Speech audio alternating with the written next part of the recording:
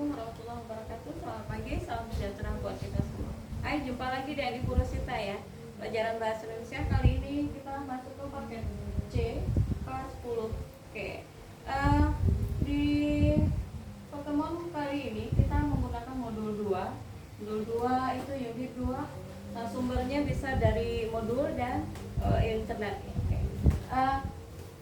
Temanya menganalisis dan mengonstruksi teks eksposisi. Nah, bicara tentang teks eksposisi. Oke, kita harus tahu dulu arti dari teks eksposisi adalah eksposisi adalah teks yang berisi gagasan atau pendapat penulis yang bertujuan memberikan informasi, menjelaskan atau meyakinkan pembaca mengenai suatu persoalan tersebut. Nah, apa saja yang ditekankan untuk menjelaskan dan meyakinkan pembaca. Nah, ini dia. Yakin pembaca mengenai satu persoalan. Oke, dalam strukturnya terdapat ada 3 ya. 3. Yang pertama adalah pernyataan umum, biasa disebut dengan tesis. Oke, tesis. Yang kedua strukturnya adalah argumentasi. Argumentasi itu adalah berisi pendapat-pendapat. Pendapat penulis, pendapat orang lain. Terus yang ketiga adalah bagian penegasan ulang. Jadi di saat kesimpulan itu ditegaskan ulang namanya. Itulah disebut dengan struktur. Oke. Yang kedua, kita harus tahu cara menganalisis teks eksposisi tersebut. Kalau menganalisis berarti di sini kita membongkar isinya, apa saja di dalam teks eksposisi tersebut. Langkah-langkah untuk membongkar atau menganalisis teks eksposisi ada 4 macam langkah-langkah. Yang pertama adalah membaca teks secara cermat. Berarti harus dibaca dari awal sampai akhir, itu harus dibaca dengan teliti, harus cermat. Oke. Yang kedua itu mengidentifikasi struktur teksnya. Jadi harus kita pilah-pilah dulu.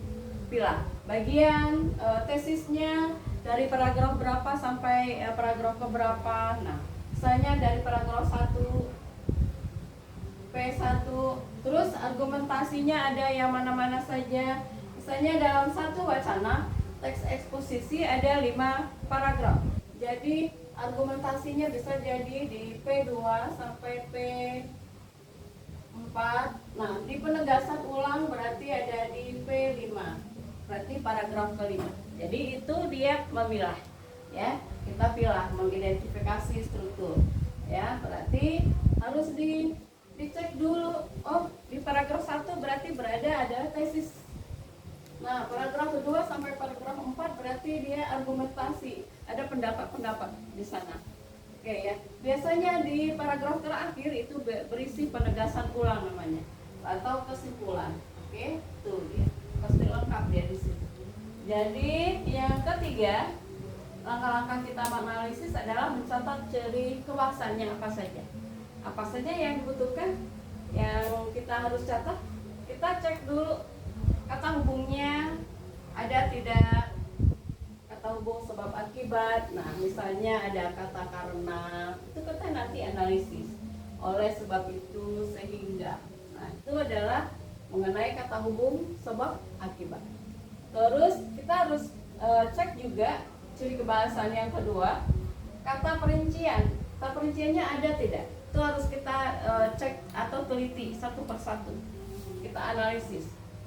Kata perinciannya adalah ada kata pertama, kedua, ketiga, keempat sampai selanjutnya dan seterusnya. Itu dia. Yang kedua. Kalau yang ketiga adalah ada tidak di dalam teks eksposisi tersebut istilah teknis. Istilah teknis itu berarti ada istilah asing di dalamnya.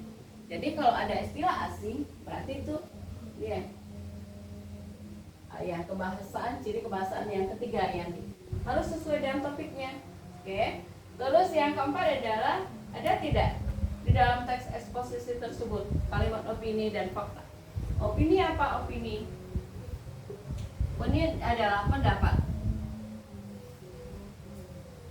Nah, ini cuman logika ya. Nih, cuman pendapat-pendapat seseorang. Kalau fakta berarti harus dibuktikan kebenarannya ya. Kalau opini cuman asumsi ya, perkiraan, berarti tidak benar-benar terjadi. masih diragukan. Misalnya gini, mungkin si A cuma berpura-pura misalnya gitu, itu kalimat misalnya ya, tapi kata mungkin itu adalah opini namanya.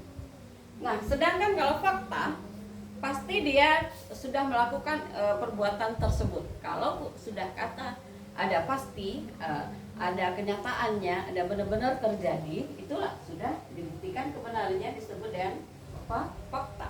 Itu dia. Oke. Langkah-langkah yang ketiga, mencatat kebahasan. Ada 4 poin ini, itu harus kita cek satu persatu secara detail. Terus ada langkah yang keempat dalam analisis teks eksposisi. Terakhir itu menilai kelengkapan isi teks. Apa yang perlu kita nilai? Adalah apakah logis kalimat-kalimat di dalamnya, apakah faktanya memang benar-benar valid, itu harus dicek. Terus simpulannya apakah sudah jelas apa tidak. Itu dari. Jadi menganalisis ada perlu 4 poin atau 4 langkah-langkah yang harus kita perhatikan. Terus yang ketiga adalah bagian mengonstruksi teks eksposisi. Apa saja? Mengonstruksi sama dengan menyusun atau membuat teks eksposisi secara lengkap. Oke. Langkah yang pertama adalah menentukan topik yang aktual. Aktual itu itu maksudnya berita yang ternews, yang terbaru, itu aktual ya. Aktual itu yang terbaru, yang hangat-hangat, penting atau menarik ya. Jadi teks eksposisi itu nanti kita cek apakah dia beritanya masih hangat atau yang sudah lama, ada usang gitu. Nanti penting tidak beritanya atau menarik tidak beritanya. Oke, yang kedua adalah merumuskan tesis atau pendapat utama. Tesis itu nih sama dengan pendapat utama. Oke, itu dia. Jadi yang langkah ketiga dalam mengonstruksi teks eksposisi, mengumpulkan data-data dulu atau argumen dulu atau pendapat dulu. Nih, argumen itu sama juga dengan pendapat. Nah, pendapatnya yang dari mana? Dari fakta, penelitian, atau pengalaman. Itu bisa jadi fakta, benar-benar sudah terjadi. Terus dari penelitian, yang ada data ilmiahnya, itu penelitian namanya. Atau ada pengalaman di situ. Pengalaman pribadi juga bisa di situ. Oke, itu ya bagian ketiga, mengumpulkan data dulu atau pendapat-pendapat dari seseorang atau dari yang sudah benar ada. Terus yang keempat langkahnya adalah menyusun kerangka teks. Apa saja yang kita susun? Ada 3 poin ini. Harus ada tentang strukturnya. Strukturnya yaitu tesis, argumentasi, dan penegasan ulang harus ada di dalam sebuah teks eksposisi tersebut. Kalau tidak, kalau misalnya ada kekurangan satu, misalnya penegasan ulangnya tidak ada, jadi teks eksposisi kita tidak utuh namanya. Berarti ada kecacatan di dalamnya. Berarti masih ada kekurangan gitu. Oke? Ada sudah keempat. Yang kelima adalah langkah mengonstruksi, menulis teks eksposisi tersebut dan memperhatikan kaidah kebahasaannya. Jadi harus diperhatikan apakah sudah sesuai kalimatnya dengan EB. Apa itu EB? Ejaan Bahasa Indonesia. Dulu namanya kamus itu Kamus Besar Bahasa Indonesia. Sekarang sudah diperbarui menjadi EB, Ejaan Bahasa Indonesia. Jadi semuanya hampir sama, tapi cuman kosakatanya aja yang berbeda. Ini namanya Ejaan Bahasa Indonesia. Istilah baru. Oke. Terus mengonstruksi yang terakhir adalah merevisi, ya. Setelah kita lakukan yang pertama tadi menentukan topik, terus merumuskan tesis, mengumpulkan data-data atau bahan, lalu menyusun kerangkanya, baru menulis teks eksposisi secara utuh, ya harus lengkap, harus sesuai dengan kaidah kebahasaan. Dan terakhir adalah merevisi. Apa tugas kita merevisi? Merevisi itu memperbaiki jika ada kesalahan tulisan di dalam saat kita menulis. Misalnya masih ada yang kata yang misalnya yang tidak baku kita gunakan. Keselip kata gak satu. Harusnya apa perbaikannya? Tidak. Oke. Jadi harus sesuai dengan ejaan bahasa Indonesia yang baik dan benar. Kalau kata nggak mau, nggak usah, itu adalah bahasa gaul. Jadi bukan dalam bahasa tulisan. Kalau bahasa tulisan teks eksplisit berarti harus menggunakan bahasa yang baik dan benar. Oke? Itu dia penjelasan singkat tentang menganalisis dan menuliskan teks eksposisi. Nah, tugas yang akan kita kerjakan adalah tugasnya halaman 22 sampai 27, soal pilihan ganda dari nomor 1 sampai 10 ya. Modul 2 unit 2.